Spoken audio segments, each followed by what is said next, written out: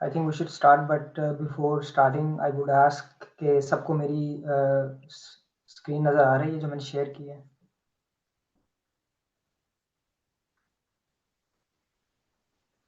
Yes. Alright, perfect. तो start करते हैं फिर। अस्सलाम वालेकुम, वेलकम सबको। सबसे पहले मेरा नाम गालिब मिर्ज़ा है और आज मैं उमैर भाई के साथ, जो कि पीएसए क्लोन के प्रेज़िडेंट हैं, आपके लिए इन्फॉर्मेटिव सेशन लेकर आए हैं जिसमें हम स्टूडेंट और जो यहाँ पर स्किल वर्कर हैं, जो यहाँ काम कर रहे हैं जर्मनी में, उनके बारे में बात करेंगे, उनके मसाइल के बारे में बात करेंगे और जो जर्मनी में रिसेंटली लॉज़ में, जो स्टूडेंट लॉज़ में और वर्किंग लॉज़ में जो चेंजेस आई हैं, उनके ऊपर डिस्कस करेंगे। और एट द एंड हम डुअल नेशनैलिटी का जो लॉ पास हुआ है, उसके ऊपर हम डिस्कस करेंगे। तो सबसे पहले तो इंट्रोडक्शन मैं आपको देता चलूँ अपना। गालिब मिर्ज़ा मेरा नाम है। 9 साल से मैं जर्मनी में रह रहा हूँ। पहले मास्टर का स्टूडेंट था और फिर उसके बाद मैंने जॉब स्टार्ट की और अभी जो हूँ मैं फ्रीलांसिंग कर रहा हूँ और this is one of the thing जो मैं करता हूँ। मैं कंसल्टिंग करता हूँ, काउंसलिंग करता हूँ स्टूडेंट्स की, स्किल वर्कर की। और आजकल मैं कोलोन में रह रहा हूँ और ये सेशन जो है ये पीएसए कोलोन की कोलैबोरेशन के साथ किया जा रहा है। और या तो मैं मेहर भाई से कहूँगा कि वो भी अपना एक छोटा-सा इंट्रोडक्शन दे दें, फिर हम फर्दर आगे चलते हैं। जी मेहर भाई। अस्सलाम वालेकुम तमाम लोगों को। और गालिब भाई, मैं आपको इसका भरपूर क्रेडिट देना चाहूँगा जो आपने ये इनिशिएटिव लिया है। और आप जिस तरह लोगों के लिए इन्फॉर्मेशन गैदर करके विद रेफरेंसेस जो भी आप इंफॉर्मेशन पोर्ट्रे कर रहे हैं, वो एक बहुत मेहनत का काम है। मैं आपको बहुत ज़्यादा इसका थैंक यू करता हूँ, आप जो कम्युनिटी के लिए कर रहे हो। और बाकी मेरा शॉर्ट इंट्रो ये है कि मैं बेसिकली कराची से ताल्लुक़ है मेरा। और मैं 2017 में जर्मनी में आया और यहाँ पे मैंने मास्टर्स स्टार्ट किया लोन में, कम्युनिकेशन सिस्टम और नेटवर्क्स में। मास्टर्स फिर साथ चलता रहा। उसके बाद मैं 2022 में मैंने फुल टाइम जॉब स्टार्ट करी है, आईटी एडमिनिस्ट्रेटर। और हमने 2007 में 3 4 5 लड़के थे उसमें। जमान भाई थे, अवैस और मौसम भाई थे। हमने एक पीएसए एक लोन स्टार्ट करी जो कि 1 1.5 साल बाद फिर मैं इसको आगे कंटिन्यू लेकर चल रहा हूँ। हमारी बहुत बड़ी कम्युनिटी भी है जिसमें अभी कुछ लोगों ने ज्वाइन भी किया हुआ है पीएसए से। बिलाल है, हमजा है और मोनम है और गालिब भी डॉटमंड आप रह चुके हैं पीएसए के प्रेसिडेंट। तो आज यही है कि इन्फॉर्मेशन जितनी गैदर हो सके और इन्फॉर्मेशन हम पोर्ट्रे कर सकें, वो बहुत वैल्यूबल इन्फॉर्मेशन होगी। जी, थैंक यू मेहर भाई। मैं इसको कंटिन्यू करना चाहूँगा फर्दर पीएसए के बारे में। पीएसए जो है बेसिकली काफ़ी लोगों को ऑलरेडी पता भी है कि पाकिस्तानी स्टूडेंट एसोसिएशंस हैं तकरीबन हर उस टाउन में हैं जहाँ पर एक यूनिवर्सिटी इंटरनेशनल कोर्सेज़ ऑफ़र कर रही है। तो मैं खुद भी पीएसए डॉर्टमुंड का प्रेज़िडेंट रह चुका हूँ, चूँकि मेरी स्टडी डॉर्टमुंड से थी और मैं काफ़ी अर्सा डॉर्टमुंड में रहा भी हूँ। इस वज़ह से मैंने वहाँ की स्टूडेंट कम्युनिटी को जो है वो एक बढ़ावा दिया। एज़ अ प्रेज़िडेंट मैंने रिप्रेज़ेंट किया एम्बेसीज़ और कॉन्सुलेट्स में। लेकिन I have to unfortunately move out from from Dortmund. तो मैं जॉब के सिलसिले में कोलोन आया था और अब पीएसए कोलोन के साथ भी काम कर रहा हूँ। और ये इन्फॉर्मेशन जो कम्युनिकेट करने का जो निज़ाम है, इसको भी मैं लेकर चल रहा हूँ। तो यही वजह है जिसकी वजह से आज हम सारे इकट्ठा हुए हैं इस प्लेटफ़ॉर्म पे, इस वेबिनार में। तो without further ado I think we should get uh, into the details of this webinar. सबसे पहले हम बात करेंगे स्टूडेंट लॉज जो चेंज हुए हैं रिसेंटली इस साल। स्टूडेंट के लिए क्या उनमें चेंजेस आई हैं वो हम डिस्कस करते हैं। तो जैसा कि सबसे पहले आपको पता है कि इट्स वेल नोन कि यार आप स्टूडेंट को 120 घंटे फुल और 240 घंटे हाफ आवर्स जो थे वो अलाउ थे। लेकिन अब इस लॉ को चेंज करके रिगार्डिंग इन्फ्लेशन एंड एवरीथिंग, इसको चेंज करके 140 फुल आवर्स और 280 हाफ कर दिया है। जिसकी वजह से आप अब पर वीक 3 एक्स्ट्रा आवर्स काम कर सकते हैं। तो पहले नॉर्मली 18 टू 20 आवर्स अलाउ होता था स्टूडेंट को, अब 21 टू 23 आवर्स जो है वो पर वीक काम अलाउ होगा, व्हिच इज़ बेसिकली रफली 90 टू 92 आवर्स अ मंथ। उसके अलावा आपकी जो मिनिमम वेज है उसको भी इंक्रीज़ कर दिया है। 12 यूरो मिनिमम वेज थी 2023 तक, उसको भी इंक्रीज़ करके 12.41 यूरोज़ जो है वो कर दिया है, जिसकी वजह से आप अब मिनिमम सैलरी पे मिनिमम ये वेज पे ऑलमोस्ट 1000 यूरो 1050 यूरोज़ कमा सकते हैं पर मंथ। उसके अलावा टैक्स फ्री अलाउंस जो है जो स्टूडेंट का जिस पे 0% टैक्स होता है उसको भी बढ़ाकर 520 यूरो से 538 यूरोस कर दिया है। तो अगर आपकी सैलरी पर मंथ 538 यूरोस या उससे कम है तो आप कोई भी टैक्स नहीं देंगे, ना इनकम टैक्स, ना कोई सोशल कंट्रीब्यूशन। और जो हेल्थ इंश्योरेंस है वो फिर आप जो खुद से पे कर रहे हैं वही आपको करनी पड़ेगी। तो ये कुछ चेंजेस हैं जिनकी वजह से अभी स्टूडेंट जो है वो कुछ पहले से कुछ ज़्यादा पैसे जो हैं वो कमा सकता है। तो अब ये जो 12.41 यूरोज़ हैं, ये तो मिनिमम सैलरी वेज है ना। लेकिन नॉर्मली जब आप वैक स्टूडेंट या हीवी या कोई और ऐसी जॉब पार्ट टाइम कर रहे होते हैं, तो नॉर्मली आपको 13 यूरोज़, 13 एंड हाफ, 14 यूरोज़ तक भी मिलते हैं। और अगर आप कोई टेक्निकल पार्ट टाइम जॉब कर रहे हैं, जिसको आप वैक स्टूडेंट बोलते हैं यहाँ पर, तो उसमें आपको 16-17 यूरोज़ भी मिल सकते हैं। तो ये डिपेंड करता है कि आप काम किस कंपनी में कर रहे हैं, कहाँ पर कर रहे हैं और आपकी पर अब वो वेज कितनी है। तो ये जो 1000 यूरो है, ये मिनिमम आप कमा सकते हैं। तो ये लिमिट कहीं भी जा सकती है, जितने ज़्यादा पर आवर वेज होगी, उतनी ज़्यादा आप at the end of the month जो है वो पैसे कमा सकेंगे। तो ये कुछ चेंजेज़ हैं जो डायरेक्टली इफ़ेक्ट करती हैं स्टूडेंट को। फिर मुझसे काफ़ी सवाल किया जाता है कि जो स्किल्ड वर्कर हैं, उनके लिए क्या क्या चेंजेज़ हैं?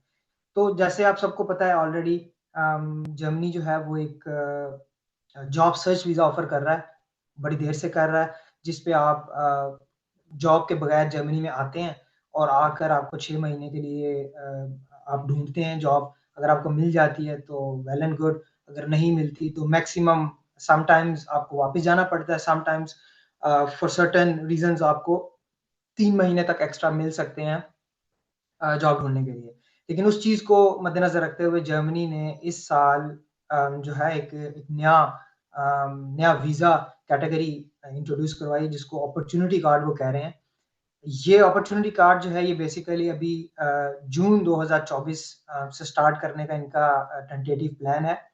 अम, इसका फ़ायदा क्या है?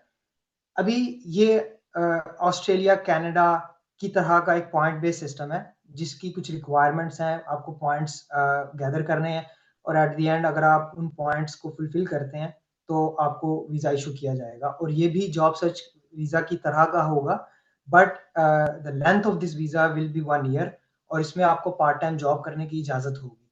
क्योंकि जो previously job search visa issue किया जाता था, उसमें आपको पार्ट टाइम जॉब करने की इजाज़त नहीं होती थी, लेकिन इसमें आपको पार्ट टाइम जॉब करने की इजाज़त भी होगी।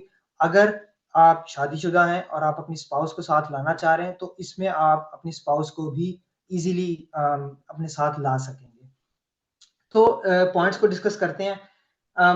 इसकी मिनिमम रिक्वायरमेंट ये है कि आपके पास कम से कम बैचलर डिग्री या 2 साल की ट्रेनिंग होनी चाहिए। और आप जो है अपने आप को आपकी लिविंग को यहाँ पर फाइनेंस कर सकें, सस्टेन कर सकें और आपके पास कम से कम जर्मन A1 या B2 लेवल की इंग्लिश रिक्वायरमेंट है। अगर आप ये 3 रखते हैं तो you are barely eligible for that. But if you have other degrees, for example आपको बैचलर डिग्री 4 साल की है और वोकेशनल ट्रेनिंग भी है और आपके पास 2 से 3 साल का वर्किंग एक्सपीरियंस भी है, तो ये पॉइंट्स बढ़ सकते हैं। तो पॉइंट्स डिस्कस कर लेते हैं। यहाँ पर आप देख सकते हैं स्क्रीन पे कि पॉइंट्स की जो डिस्ट्रीब्यूशन है, मिनिमम आपको 6 पॉइंट चाहिए, जिसमें से 4 पॉइंट्स आपको मिल जाएँगे अगर आपके पास बैचलर डिग्री है। ठीक है? अगर आपके पास 2 साल का एक्सपीरियंस भी है पिछले 5 सालों में, तो आपको 2 एक्स्ट्रा पॉइंट मिल जाएँगे। इसी तरह अगर आपकी उम्र जो है वो 35 से कम है तो 2 पॉइंट और अगर 35 साल से ज़्यादा है, तो आप 1 पॉइंट हासिल कर सकेंगे। और अगर आपके पास जर्मन लैंग्वेज स्किल है, डिपेंड करता है आप किस लेवल की जर्मन आती है। A1 के लिए आपको 1 पॉइंट, A2 के लिए 2 पॉइंट और B2 के लिए आपको 3 पॉइंट मिलेंगे। तो इसी तरह अगर आप जर्मनी ऑलरेडी पहले रह चुके हैं तो आपको एक एक्स्ट्रा पॉइंट मिलेगा। अगर आपकी जो स्पाउस है वो भी इन पॉइंट्स पे पूरा उतर रही हैं, वो भी एलिजिबल है, तो आपको एक एक्स्ट्रा पॉइंट मिलेगा। तो कोलेक्टिवली अगर आप देखें तो आपके पास सिर्फ और सिर्फ एक डिग्री और 2 साल का एक्सपीरियंस भी हो तो आप 6 पॉइंट आपके पूरे हो जाते हैं। लेकिन अगेन कंपटीशन बहुत ज़्यादा होगा, तो आपको जितने ज़्यादा पॉइंट आप ले सकें उतना बेहतर होगा। और ऐसा नहीं है कि ये आपको अनलिमिटेड वीज़ाज़ इश्यू करेंगे। 35,000 वीज़ाज़ जो हैं पर ईयर इन्होंने कैप लगाया है कि 35,000 वीज़ाज़ ही ये अपॉर्च्युनिटी कार्ड के इश्यू किए जाएँगे। तो आप देख लें वर्ल्ड वाइड लोगों ने अप्लाई करना है। तो there there will be a huge competition for getting this opportunity card. तो ये अपॉर्च्युनिटी कार्ड है और ये होपफुली जून 2024 से इम्प्लीमेंटेशन इसकी स्टार्ट हो जाएगी and then after that you will be eligible, you will be able to apply for this visa. तो या come to the nationality part. सबसे पहले डिस्कस कर लेते हैं कि जो नेशनैलिटी का लॉ, जो आपकी जर्मन नेशनैलिटी लेने के लिए जो उन्होंने चेंजेस किए हैं, उस पर डिस्कस कर लेते हैं। बहुत फेमस है कि इन्होंने चेंज किया कि जी अब आप नेशनैलिटी 3 या 5 साल में ले सकते हैं, उस पे डिस्कस करेंगे। और काफ़ी सारे स्टूडेंट्स बड़े कंसर्न्ड हैं इस बारे में कि हम तो 3 साल से स्टूडेंट हैं, अब हम जॉब करेंगे, तो क्या हम एलिजिबल हैं या नहीं हैं? तो अच्छी बात ये है कि पहले जैसे आपको पता था कि 8 साल में नेशनैलिटी मिलती थी, लेकिन उसके लिए आपको मिनिमम 5 साल के लिए इनका जो पेंशन सिस्टम है उसमें कंट्रीब्यूशन आपकी ज़रूरी होती थी। लेकिन इस लॉ में ऐसी कोई उन्होंने स्पेसिफिकली मेंशन नहीं किया, तो that is the grey area. But इसकी जो रिक्वायर्ड एलिजिबिलिटी क्राइटेरिया है वो उन्होंने डिफाइन किया है। 5 साल के लिए मिनिमम आपकी लीगल रेजिडेंस 5 साल की जर्मनी में होनी चाहिए। फिर उसके बाद आपके पास एक वेल पेइंग जॉब होनी चाहिए, वो ब्लू कार्ड की भी हो सकती है, वो कोई दूसरी भी हो सकती है। अम, और आप इनके सोशल सिस्टम पे डिपेंडेंट ना हो। और B1 मिनिमम रिक्वायर्ड है जर्मन लैंग्वेज की 5 साल के लिए। पहले B1 8 साल के लिए थी, अब उसी को इन्होंने रिड्यूस करके 8 से 5 किया है। और आपने इंटीग्रेशन कोर्स यानी कि लेबन इन डॉइचलैंड किया हो। तो ये बेसिक रिक्वायरमेंट है 5 साल की। इसमें अगर आप 5 के 5 साल स्टूडेंट रहे हैं, आपने एलिजिबिलिटी क्राइटेरिया मोर और लेस पूरा कर लिया, आपको B1 आती है, आप जो है उनके सोशल सिस्टम पे डिपेंडेंट नहीं है। अब चूँकि आप स्टूडेंट हैं, आप डायरेक्टली तो अप्लाई नहीं कर पाएँगे, लेकिन you have to get a job first. सबसे पहले आपको जॉब लेनी पड़ेगी और जैसे ही आपको जॉब मिलेगी then you are eligible for a nationality in 5 years. Similar case 3 साल का भी है, बट 3 साल में आपको कुछ रिक्वायरमेंट्स एक्स्ट्रा हैं जिसमें B1 की जगह वो C1 रिक्वायर कर रहे हैं। और आपको वेल इंटीग्रेटेड कंसीडर करने के लिए उन्होंने क्राइटेरिया डिफाइन किया कि अगर आप वेल इंटीग्रेटेड हैं, तो 3 साल में डिग्री मिलेगी। अब ये एक ग्रे एरिया है कि वेल इंटीग्रेशन का क्या मतलब है? वेल इंटीग्रेशन का मतलब यहाँ पर बकौल उनके लॉ में क्लियरली मेंशन नहीं है, बट ग्रे एरिया हर ऑस्ट्रेलियन बिहोरे इसको अपने तरीके से देखेगा। तो यहाँ पर वेल इंटीग्रेटेड का मतलब जो ज़्यादातर एनालिस्ट कह रहे हैं वो ये है कि आपने वॉलंटियर वर्क किया हो। अगर आपने स्कूलिंग जर्मनी से की है, तो आपकी स्कूलिंग में अच्छी कारकर्दगी हो और आपने वॉलंटियर वर्क ऑर्गेनाइजेशंस के साथ यहाँ पर किया हो, आपको अच्छी जर्मन आती है C1 लेवल की, then you will be eligible for nationality in 3 years. तो अगेन जैसे मैंने पहले मेंशन किया कि स्टूडेंट्स के लिए क्या होगा, तो स्टूडेंट जितने मर्ज़ी साल स्टूडेंट रह चुका है, स्टूडेंट स्टेटस से फ़ौरन आप नेशनैलिटी अप्लाई नहीं कर पाएँगे। You have to go to a work visa, जो कि सादा वर्क वीज़ा भी हो सकता है, ब्लू कार्ड भी हो सकता है। You have to take that first and then you will be eligible to apply for a nationality. तो इसके बाद सबसे जो ज़्यादा पूछा जाने वाला सवाल है कि डुअल नेशनैलिटी का क्या हम ले सकेंगे कि नहीं? तो सबसे पहले तो डुअल नेशनैलिटी जो है वो अभी अप्रूव हो चुकी है, बुंडेसआम्ट और बुंडेसराट की तरफ से अप्रूव हो गई है। अभी प्रेसिडेंट के सिग्नेचर रहते हैं, and hopefully everything is in place. तो अप्रैल से इनका प्लान है इस चीज़ को इम्प्लीमेंट करने का। तो hopefully from April 2024 nationality law will be implemented, and then after that you will be eligible to have a dual nationality. अब इन पाकिस्तान के केस में जो है अभी कहा जा रहा है करंटली लॉ से पहले सिर्फ और सिर्फ जो बच्चे पैदा होते हैं पाकिस्तान ओरिजिन की फैमिली के अंदर, उनको अभी डुअल नेशनलिटी दी जा रही है already, but this will change once this law will be implemented. After that everybody can have a dual nationality with Pakistan. तो इसमें प्रॉब्लम नहीं होगी। लेकिन ये भी कुछ लोग सवाल करते हैं कि हम तो ऑलरेडी दे चुके, हम तो अपनी नेशनलिटी रिनाउंस कर चुके हैं, हमारे लिए क्या है, क्या हम पाकिस्तानी पासपोर्ट दोबारा ले सकेंगे? तो उसके लिए I visited consulate general Frankfurt 2 दिन पहले, तो उनसे सवाल किए, तो पता ये लगा कि टेक्निकली पॉसिबल है, but there is no certain requirement, no certain guideline कि how this will be implemented. तो वी आर स्टिल वेटिंग कि ये लॉ इम्प्लीमेंट हो, and then there will be a guideline from director general of immigration Pakistan. So we are still waiting for implementation of this law, and हम देखेंगे कि फिर इसमें क्या requirements आएंगी, फिर उस हिसाब से जो है हम देखेंगे। तो बेसिकली इंफॉर्मेशन सेशन था, छोटा सा सेशन था। मकसद ये था कि इंफॉर्मेशन थोड़ी सी कन्वे की जाए, और उसके बाद जितने भी यहाँ अटेंडीज हैं उनसे उनके मसाइल सुने जाएं, और अगर हम उसका सोल्यूशन दे सकते हैं वो दें। अगर आप लोगों में से किसी का एक सवाल है तो काइंडली अपने आप को फर्स्ट अनम्यूट करें, अपना इंट्रोडक्शन दें, अपना सवाल पूछें, और फिर इंशाल्लाह हम जवाब देने की कोशिश करेंगे। Thank you.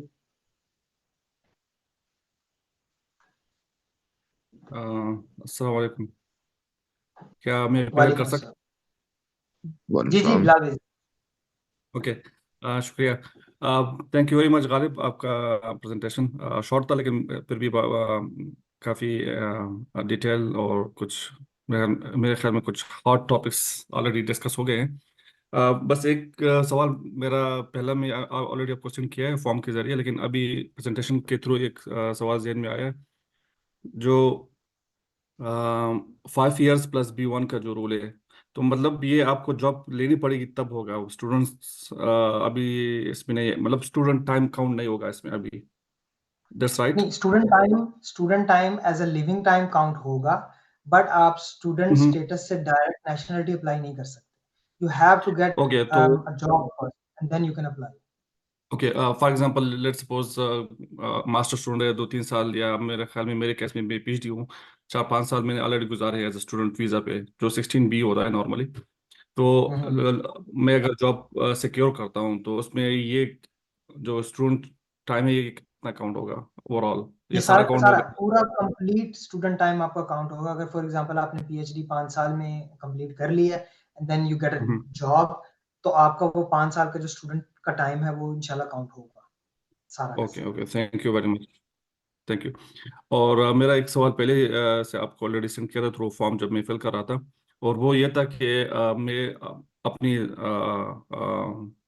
ज़ाती, मतलब मेरा जो केस है मैं इसके बारे में, क्योंकि मैं अभी PhD थीसिस लिख रहा हूँ और जॉब ढूंढ रहा हूँ। लेकिन मेरी ये कोशिश है कि मैं जर्मनी के अंदर जॉब जॉब ढूंढूं और बाहर, मतलब यूरोप बाकी मुल्कों में ना जाऊँ।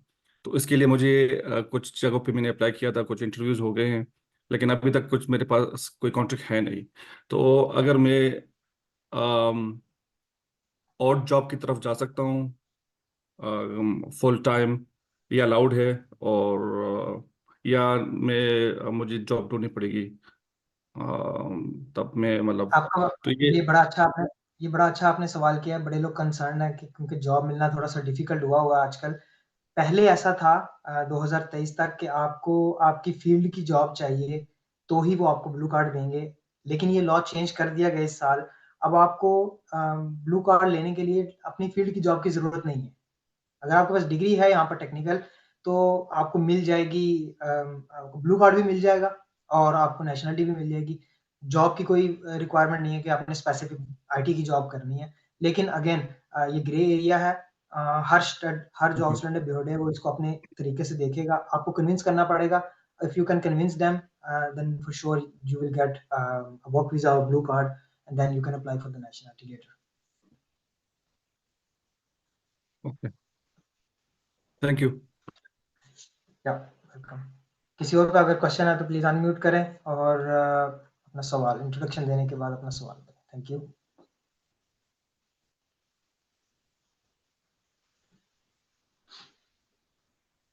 हेलो अस्सलाम वालेकुम। वालेकुम अस्सलाम। जी मैं साद बात कर रहा हूँ। मैं अभी कराची में ही हूँ, मतलब मैं अभी जर्मनी नहीं आया। मैं इंशाल्लाह इस समर में आऊँगा जर्मनी ना। हम्म। तो अभी तो खैर मेरा वो वाली बात है, अपॉइंटमेंट भी मेरी मार्च में आएगी, तो मैं अप्रैल में वहाँ पर आऊँगा।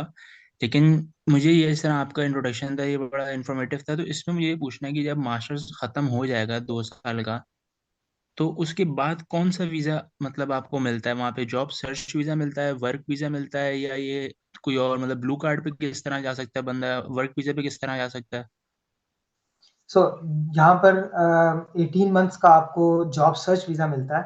अगर आप डिग्री कंप्लीट कर लेते हो तो वो जॉब सर्च वीज़ा जो है उस पे आप जॉब ढूंढते हो and then you will move to the blue card और सिंपल वर्क वीज़ा। तो आफ्टर डिग्री आपको 18 महीने का टाइम मिलता है जो कि जॉब सर्च वीज़ा कैटेगरी में आता है एंड देन उसमें आपको जॉब ढूंढनी पड़ती है। जब आपको जॉब मिल जाती है तो डिपेंड ऑन के सैलरी रिक्वायरमेंट कितनी है ब्लू कार्ड की आपकी फील्ड में, तो आप उस हिसाब से अगर आपकी सैलरी थ्रेशोल्ड कंप्लीट हो रहा है तो आप ब्लू कार्ड डायरेक्टली अप्लाई कर सकते हो, नहीं तो आप डायरेक्टली वर्क वीज़ा पे जा सकते हो। ब्लू कार्ड और वर्क वीज़ा में सिर्फ इतना फ़र्क है कि उस पे आपकी जो स्पाउस ब्लू कार्ड पे जो आपकी स्पाउस है उनको यहाँ पर बुलाने के लिए A1 की रिक्वायरमेंट नहीं है एंड ब्लू कार्ड जो है वो आपको मैक्सिमम 4 इयर्स तक इश्यू होता है। बट जो रेगुलर वर्क वीज़ा है वो आपको हर साल रिन्यू करवाना पड़ता है और उसमें आपकी जो स्पाउस अगर आप बुलाना चाह रहे हैं पाकिस्तान से तो उनको A1 जर्मन लैंग्वेज की रिक्वायरमेंट है। That is the main difference. और भी कुछ डिफरेंसेस हैं but these are the highlighted differences. अच्छा, तो अगर इसका लॉन्ग टर्म में हम सोचें, मतलब नेशनलिटी की तरफ अगर बंदा जाए, तो वर्क वीज़ा पे अगर स्टेटस हो या ब्लू कार्ड पे अगर स्टेटस हो, तो उससे कोई फ़र्क तो नहीं पड़ता? नहीं, इससे कोई फर्क नहीं पड़ता। अच्छा, तो और वर्क वीज़ा पे आपको कितने 2 साल आपको अपने फील्ड की जॉब करनी पड़ती है? अभी उन्होंने फील्ड की जॉब की रिक्वायरमेंट वैसे तो खत्म कर दी है लेकिन अगेन ग्रे एरिया है, कोई लॉ में क्लियरली मेंशन नहीं है। तो हर आउसलैंड हर फॉरेन अथॉरिटी जो है आपकी सिटी की वो उसको अपने तरीके से देखेगी। You have to convince them के why you are doing this job. For hmm. Example अगर आप अपनी फील्ड की जॉब नहीं कर रहे तो तो जैसे अभी एक ये यहाँ पे भी पार्टिसिपेंट थे, उन्होंने भी ये क्वेश्चन किया था, मैं दोबारा थोड़ा क्लियर करना चाहूँगा। ये 5 साल का जो नेशनलिटी का रूल आया है, इसमें अब एग्जाम्पल है कि स्टूडेंट मास्टर्स करने आता है, जैसे मैं अपनी ही मिसाल लूँ, तो मैं आ रहा हूँ, दो मेरा मास्टर्स है 3 सेमेस्टर से, मतलब 1.5, मगर मैं इसको कहता हूँ चलो मैं 2 साल में करता हूँ। अब मैंने 2 साल मास्टर्स कर दिया, इसके बाद मैं चला जाऊँगा जॉब सर्च वीज़ा पे, आप कह रहे हैं 18 मंथ्स का होगा, ठीक है। हम्म। उसमें फर्ज करें 1 साल में या 6 महीने में अगर मुझे अपनी फील्ड की जॉब मिल जाती है, तो 2 साल और 1 साल वो हो गया, 3 साल जो मेरे यहाँ चले गए, और फिर मैं आगे 1 डेढ़ साल अगर जॉब करूंगा तो 5 साल हो जाएंगे। तो ये सारा मेरा पार्ट काउंट होगा नेशनलिटी के लिए? बिल्कुल, आपका ये सारा का सारा पार्ट जो है स्टूडेंट वाला भी और जॉब सर्च वाला भी और आपकी जो जॉब कर रहे होंगे, वो वाला सारा का सारा पहले दिन से लेकर आखिरी दिन तक ये काउंट होगा। मिनिमम आपको 5 साल लीगली जर्मनी में होना पड़ेगा। मीन्स ऐसा नहीं है कि आप आ जा नहीं सकते, ऑफ कोर्स आ जा सकते हैं आप, लेकिन 6 महीने से ज़्यादा आप आउट ऑफ द कंट्री नहीं रह सकते। तो वो डिसकंटिन्यूएशन आ जाएगी आपके इसमें लिविंग टाइम में। जी So जी। you have to have a legal residence for 5 years, then you can check one box. जी थैंक यू सो मच। अभी मेरे तो और भी क्वेश्चन हैं, लेकिन पहले कोई और अगर करना चाहे वो कर लें। जी ज़रूर, सबको मौका दें प्लीज़। जी थैंक जी। यू। Thank you. अस्सलाम वालेकुम। जमान बात कर रहा वालेकुम सलाम। हूँ। यार, इसमें गालिब ने जो बात की ना, इसमें एक चीज़ ऐड करना चाहता हूँ। ऐसा है कि ब्लू कार्ड के ऊपर आपको 33 मंथ के बाद आप एलिजिबल होते हैं पीआर के लिए। ब्लू कार्ड जब आपके पास होता है तो 24 मंथ्स के बाद आप जो है ना एलिजिबल होते हैं पीआर के लिए। और अगर ब्लू कार्ड नहीं हो, ब्लू कार्ड की सैलरी की जो रिक्वायरमेंट है वो नहीं हो, तो फिर आप 33 मंथ्स के बाद बेआइंस और उसके अलावा एक ग्रेंजे जो आपका होता है टैक्स का, जब आप उसको पे करते हैं, तो उसके बाद आप 33 मंथ्स के बाद एलिजिबल होते हैं पीआर के लिए। सिर्फ ये ऐड करना था। जी, थैंक यू ज़मान भाई, आपकी इनपुट का। आपने बिल्कुल ठीक कहा है, 33 मंथ्स रिक्वायर्ड होते हैं अगर आप ब्लू कार्ड पे हैं पीआर लेने के नहीं, लिए। हाँ, तो यस, पीआर की वैसे हमने डिस्कशन नहीं की, but yes, this is an extra information कि अगर लेकिन आपके पास, मैं थोड़ा-सा और मज़ीद इसको क्लैरिफ़ाई कर देता हूँ कि अगर आपके पास ऑलरेडी गालिब ब्लू कार्ड है, गालिब थोड़ा सा आपने इसमें ब्लू कार्ड। करेक्ट करना। अ, जी, मुझे जो इन्फॉर्मेशन है वो ये है कि 33 मंथ्स पे A1 के साथ आपको पीआर मिलती है, तो B1 तो नहीं होगा जमान भाई, A1 नहीं ना, होगा ना? बिल्कुल वही बी वही वन है, एक्सटेंशन B1। एक्सटेंड करने लगा था कि दो डिफरेंट टाइम पीरियड्स हैं ब्लू कार्ड लेने के बाद आपकी पीआर लेने के लिए, जिसमें 21 मंथ्स ब्लू कार्ड पे अगर आपने ऑलरेडी जॉब कर ली है और आपने B1 किया है, तो आप पीआर के लिए अप्लाई कर सकते हैं। लेकिन अगर आपने B1 नहीं किया, तो A1 के ऊपर 33 मंथ्स के बाद आप पीआर अप्लाई कर सकते हैं। ये एक पीआर लेने के लिए लॉ है, बट पीआर की हमने डिस्कशन नहीं की, इसलिए मैं इसको एक्सटेंड कर रहा हूँ। हम्म, या जमान भाई मेरा आपसे एक सवाल है, आपने माशाल्लाह से पासपोर्ट, जर्मन पासपोर्ट लिया हुआ है, तो आपको कोई इस तरह की इन्फॉर्मेशन है कि अगर आप वापस पाकिस्तानी पासपोर्ट डुअल नेशनलिटी के उस पे जाते हो तो आपने कोई इन्फॉर्मेशन कलेक्ट की है इस हवाले से? या इसमें ऐसा है ना कि उमेर, सबसे पहले तो मेरे ख्याल से जो नए लोग हैं उनसे अपना इंट्रोडक्शन करवा लेता हूँ। मेरा नाम जमान है और मैं तकरीबन 11 साल हो गए मुझे यहाँ रहते हुए जर्मनी में। और मैंने मास्टर आईटी में किया था। और तकरीबन 8 साल मुझे जॉब करते हुए हो गए। फैमिली के साथ रहता हूँ, मेरे बच्चे मेरे साथ हैं। और जर्मन नेशनलिटी ले चुका हूँ। अ, पाकिस्तानी नेशनलिटी को रिनाउंस किया था। अब ये जो नया लॉ आया है जो मई से इम्प्लीमेंट होगा, उसमें यह है कि एक चीज़ तो ये है कि जो जिन्होंने रिनाउंस की अपनी नेशनलिटी, जैसे हम लोग हैं, तो पहले ये हो चुका है कि डेनमार्क ने जब डुअल नेशनलिटी अलाउ की थी, तो डेनमार्क के केस में डेनमार्क के बाद उन्होंने अब पाकिस्तान की हुकूमत की तरफ से भी जो है ना इस पे वो होना है, वहां से क्या वो पार्लियामेंट क्या फैसला करती है या हमारी जो फॉरेन मिनिस्ट्री है वो क्या फैसला करती है, उसके बाद ही हम जो है ना अप्लाई कर सकेंगे। लेकिन ये हो चुका है, डेनमार्क के केस में हो चुका है, तो लोगों ने जो है ना डुअल नेशनलिटी फिर अप्लाई की थी दोबारा रिनाउंस करने के बाद, और ले सकते हैं। इस पे मुतजाद राय है, लेकिन ये कि अभी नई हुकूमत जो आई है, इसके ऊपर नई हुकूमत के लोगों से जो है ना बात करनी पड़ेगी और इसको हाईलाइट करना पड़ेगा, ताकि ये कि ये हमारे लिए जो है ना जो रिनाउंस कर चुके हैं जो अपनी नेशनलिटी, ताकि वो दोबारा जो है ना ले सके। या लेकिन ये पाकिस्तान की गवर्नमेंट की तरफ से इसके ऊपर जो है ना अप्रूवल जरूरी है। जब तक पाकिस्तान अप्रूव नहीं करेगा डुअल नेशनलिटी को, जैसे जर्मनी ने अप्रूव किया है, तो तभी जाके जो है ना ये पॉसिबल होगा, मेरी राय में। बिल्कुल ज़मान भाई, मैं अभी गया था कॉन्सुलेट 2-3 दिन पहले की बात है, तो उन्होंने भी हम्म, यही आपके वाली बात की है कि वैसे तो अलाउ है, बट अप्रूवल जो है वो आएगा, आप जर्मनी के लॉ एग्जैक्टली। अप्रूव होने के बाद, इम्प्लीमेंट होने के बाद, they will talk about it and then they will approve कि यार जिन्होंने रिनाउंस कर दिया है, वो कैसे वापस से अपनी पाकिस्तानी नेशनलिटी ले सकते हैं। बिल्कुल बिल्कुल, इसमें ये है ना कि मेरे मेरे मेरे जहन में ये है कि जैसी ये हुकूमत नई हुकूमत आती है, तो मैं इंशाल्लाह इस इशू को पार्लियामेंट के अंदर रेज करवाऊंगा, मेरा अपना इरादा है। मैं ऑलरेडी बिल्कुल, इस टॉपिक के ऊपर बात कर चुका हूँ। और जैसे ही अभी असेंबली का सेशन कॉल होता है, तो उसके अंदर जो है ना जो ओपन पॉइंट्स एजेंडा होता है, उसमें ये वाले इशू को जो है ना हाईलाइट करवाऊंगा। बेहतरीन, बेहतरीन, ठीक है ज़मान भाई, तो थैंक यू। और भी अगर किसी का कोई क्वेश्चन है तो kindly unmute yourself, introduce yourself and then ask your question. Thank you.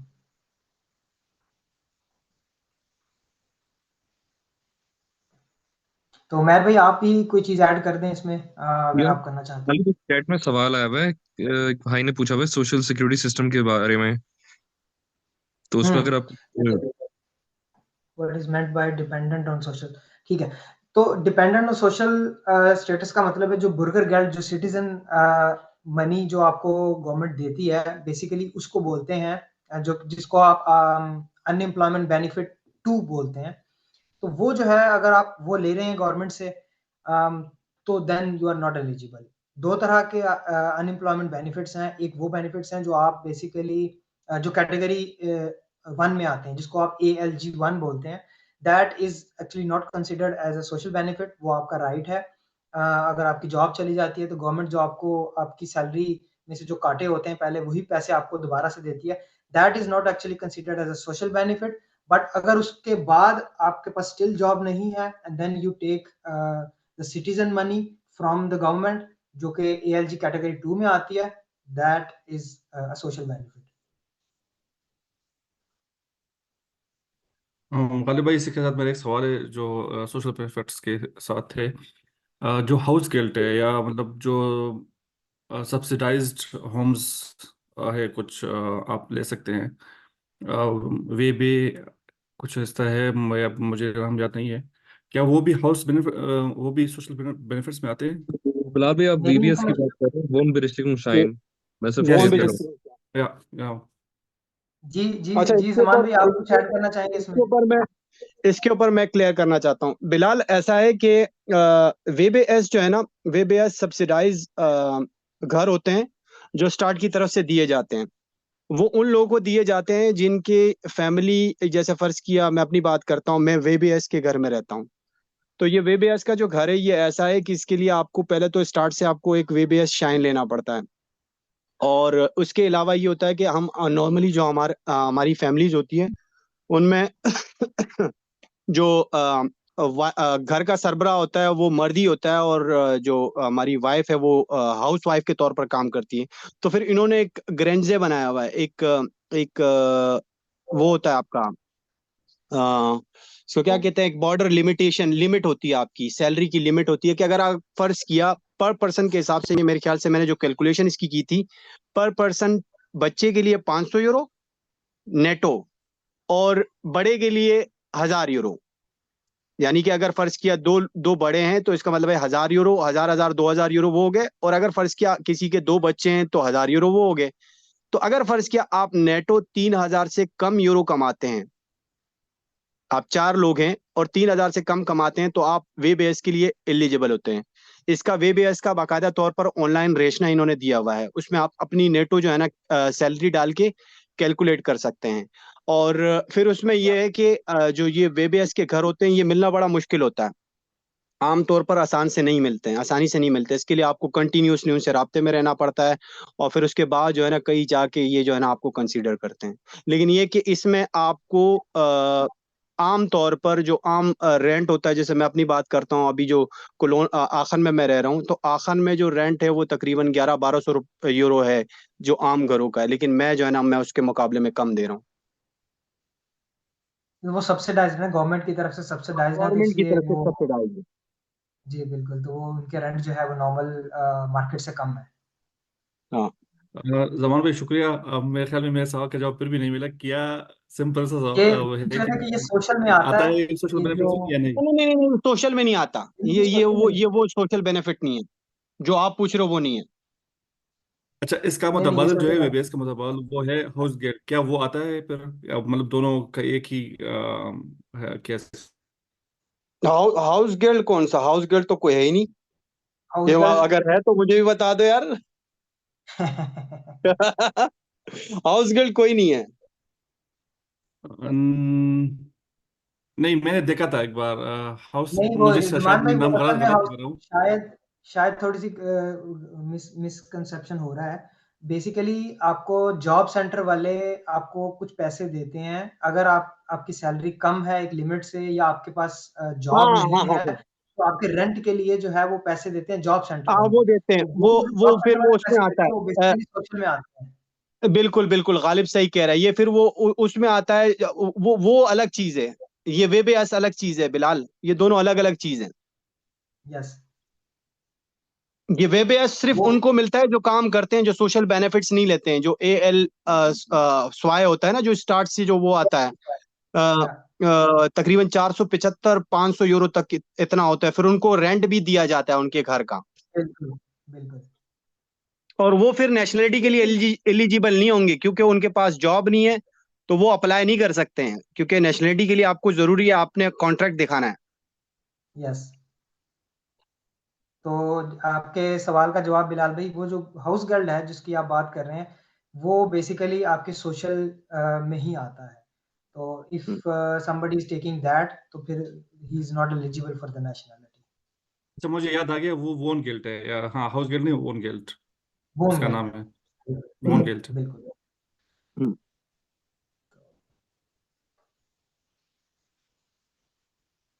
Ji thank you और कुछ भाई जुमान भाई, सवाल आपने जमा हमारी भी थोड़ा सा इजाफा किया वेबियास के हवाले से। अगर हाँ किसी और का भी कोई क्वेश्चन है तो काइंडली पूछ सकते हैं। यार, बड़ा अच्छा लगा, बड़ा जबरदस्त आप लोग का इनिशिएट है अपना गालिब और उमर, जबरदस्त, इसको कंटिन्यू करो यार। ये जो नए आने वाले लड़के हैं उनको बड़ी इंफॉर्मेटिव जो है ना चीज़ों का यहाँ से पता लगता है। बहुत सारी चीज़ें ऐसी हैं जो वक्त के साथ साथ बंदा सीखता है, लेकिन अगर आपको पहले मालूम हो ना तो बड़ा फायदा हो आपने जाता उस है, आप हिसाब से मेंटली तौर प्लानिंग पर कर प्रिपेयर्ड होते हैं। Yes exactly. तो जुमान बिल्कुल भाई बिल्कुल, बेसिकली जबरदस्त। ये हमारा पहला इनिशिएटिव है। ये पहली हमारा वेबिनार है, तो मैं और उमर सोच ही रहे थे कि मंथली बेस पे एक वेबिनार जो है कम से कम होना चाहिए। जो लोग आ रहे हैं नए, उनके लिए भी, जो आ चुके हैं उनके लिए भी, कोई नई चेंज हो रही है लॉ के अंदर वो भी डिस्कस की जा सके, कोई हॉट टॉपिक चल रहा है करंट तो उस पर बात की जा सके। तो इंशाल्लाह इसको कंटिन्यू हम करेंगे, मैं और उमर मिलके। और जो भी हमारे साथ जबरदस्त, जुड़ना अच्छा चाहे, जुमान भाई इनिशिएटिव। आपसे भी रब्ता करेंगे, तो अगर आप भी बिल्कुल बिल्कुल, थोड़ा सा मैं जब भी मुझे, मैं आज थोड़ा सा लेट हो गया उसके लिए माजरत, क्योंकि घर के लिए सामान वगैरह के लिए गया था। जैसे ही आया तो मैंने कहा यार कि बनता है यार, यहाँ आना चाहिए, ज्वाइन करना चाहिए। जरूर। मैं ज़मान भाई, आप कभी कलोन विजिट करें तो इंशाल्लाह मुलाकात करते हैं। अरे कहाँ, कोलोन तो हमारे दिल में बसता है, हम जब आप आ बुलाओगे हम जाएंगे, आएंगे यार। आ जाएं फिर कोलोन मिलके। तो हमारा दूसरा घर है। सही है, सही, ठीक हो गया। तो I think there is no more questions, तो आई थिंक है। वी